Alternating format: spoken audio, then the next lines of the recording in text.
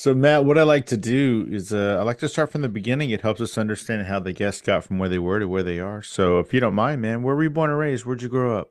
Originally, I went to a party with my dad and left with my mom. Whoa. That took me a second and a calculator, but holy shit. That's amazing. Wow. My godfather was Jerry Vale. No shit. Yeah, such a sweet guy. But any Marty Scorsese movie, you'd always see, like a lounge act singer in the background or featured somewhere. And, he was in all of them. Jerry used to ask me, he'd say, "Hey, I can talk to Marty."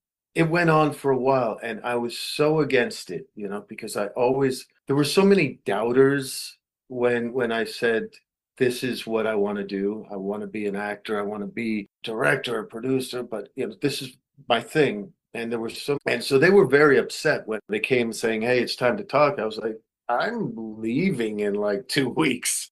No, what are you talking about? So I ended up having to give them a little extra time so that they could, and the pressure was coming from everywhere. The network, from, William Morris at the time, Agnes Nixon, Capital Cities, everyone was saying you can't leave, but I was like, yes, I can.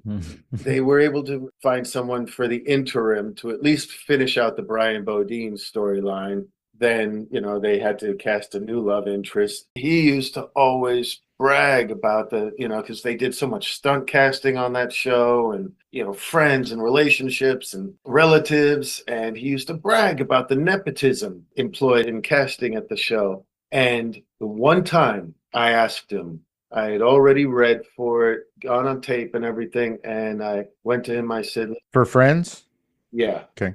I said, "I already auditioned. If you could just whisper in the producer's ears to, give an extra look at my audition." He said, "Nah, I don't really feel comfortable with that."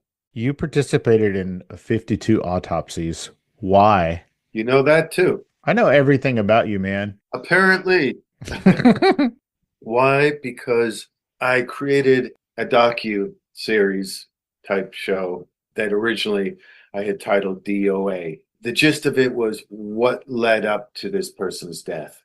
And I thought that the most interesting thing would be the Las Vegas coroner and the stories that happen out of Las Vegas. And a good friend of mine at the time lived there. Once I laid it out for him,